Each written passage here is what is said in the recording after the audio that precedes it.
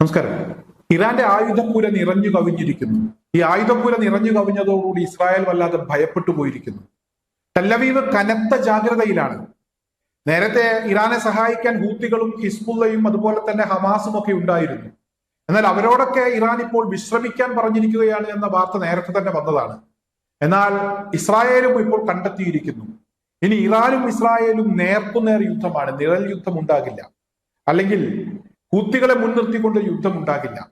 ഒറ്റയ്ക്ക് യുദ്ധം ചെയ്യാനുള്ള ഒരു ശേഷി ഇറാൻ കൈവരിച്ചിരിക്കുന്നു.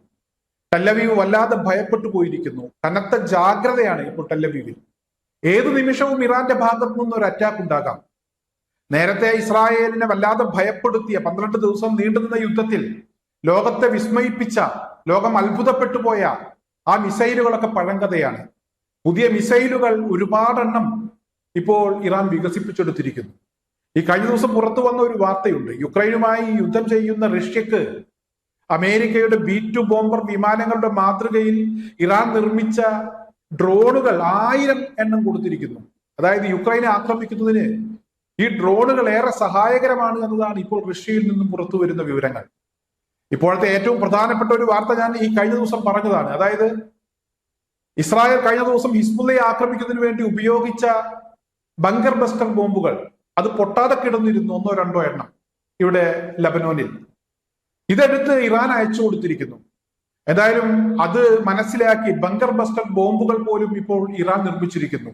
അമേരിക്ക കൊടുക്കാതെ ഇസ്രായേലിന് ഇത്തരത്തിലുള്ള ബങ്കർ ബസ്റ്റർ ബോംബുകൾ കിട്ടില്ല.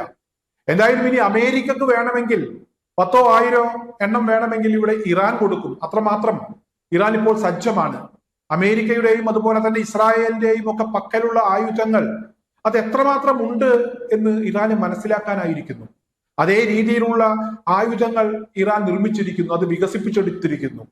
പരീക്ഷണങ്ങൾ നടത്തിയ പരീക്ഷണങ്ങൾ വിജയിച്ചിരിക്കുന്നു. പ്രതിരോധ സംവിധാനങ്ങൾ മെച്ചപ്പെടുത്തിയിരിക്കുന്നു. കൂടുതൽ ആയുധങ്ങൾ ചൈനയിൽ നിന്നും റഷ്യയിൽ നിന്നും ഇറാനിലേക്ക് എത്തിയിരിക്കുന്നു. എന്തായാലും 12 ദിവസം നീണ്ടുനിന്ന യുദ്ധം ഇസ്രായേലിനെ സംബന്ധിച്ചിടത്തോളം അവർക്ക് വലിയ നാശനഷ്ടങ്ങൾ ഉണ്ടാക്കിയിട്ടുണ്ട്. കെട്ടിടങ്ങളും അതുപോലെ തന്നെ താമസ സ്ഥലങ്ങളും ഒക്കെ തകർന്നു തരിപ്പണമായ ദൃശ്യങ്ങൾ നമ്മളൊക്കെ കണ്ടതാണ്. ഹൈഫയിലെ ഓയിൽ റിഫൈനറി അടച്ചുപൂട്ടിയ വാർത്ത നമ്മളൊക്കെ കണ്ടതാണ്.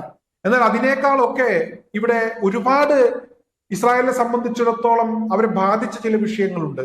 ആ രാജ്യത്തെ ഭൂരിഭാഗം വരുന്ന ആളുകളും മാനസികമായിട്ടുള്ള വല്ലാത്ത പിരിമുറുക്കത്തിലേക്ക് പോയിരിക്കുന്നു. അവർക്ക് ആവശ്യമായ മാനസിക പിന്തുണ കൊടുക്കാൻ പോലും സർക്കാരിന് കഴിയാത്ത ഒരു സാഹചര്യം ആ രാജ്യത്തുണ്ടായിരിക്കുന്നു.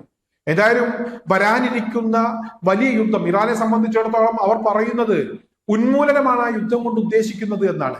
എന്തായാലും ആ യുദ്ധത്തെക്കുറിച്ച് ചിന്തിക്കുമ്പോൾ ഇസ്രായേൽ കൂടുതൽ തകർച്ചയിലേക്ക് പോവുകയാണ്.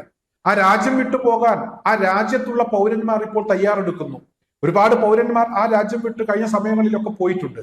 എന്തായാലും ഇപ്പോഴത്തെ ഏറ്റവും പ്രധാനപ്പെട്ട ഒരു വാർത്ത, ഇന്ത്യയിൽ ഇപ്പോൾ ശേഷിക്കുന്ന ജൂതന്മാരെ പോലും ഇസ്രായേലിലേക്ക് കൊണ്ടുപോവുക. ഇസ്രായേലിനെ സംബന്ധിച്ചിടത്തോളം അവർക്ക് വലിയ നാശനഷ്ടങ്ങൾ ഉണ്ടായിട്ടുണ്ട്. സൈന്യത്തിൽ ആളെ കിട്ടാത്ത സാഹചര്യമുണ്ട്.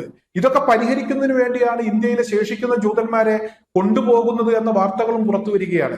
എന്തായാലും ഹിസ്ബുള്ളയുമായി അല്ലെങ്കിൽ ലബനോനുമായി അതിർത്തി പങ്കിടുന്ന ഹിസ്ബുള്ളയുടെ ഏറ്റവും കടുത്ത ആക്രമണങ്ങൾ ഉണ്ടായിട്ടുള്ള പ്രദേശങ്ങളിലേക്കാണ് ഈ ഇന്ത്യയിൽ നിന്നും കൊണ്ടുപോകുന്ന ആളുകളെ ഇപ്പോൾ ഉദ്ദേശിക്കുന്നത്. അവരെ അവിടെ പാർപ്പിക്കാനാണ് ഇസ്രായേൽ തയ്യാറെടുക്കുന്നത് എന്ന വാർത്തകളും പുറത്തു വരികയാണ്. ഇവരെ ഉപയോഗിച്ചൊരു കവചം തീർക്കാനാണ് ഇപ്പോൾ ഇസ്രായേലിന്റെ തീരുമാനം. എന്തായാലും അതിവിനാശകരമായ ഒരു യുദ്ധം അത് അധികം അകലെയല്ല എന്ന് തന്നെയാണ് ഇപ്പോഴത്തെ സാഹചര്യത്തിൽ അറിയാൻ കഴിയുന്നത്.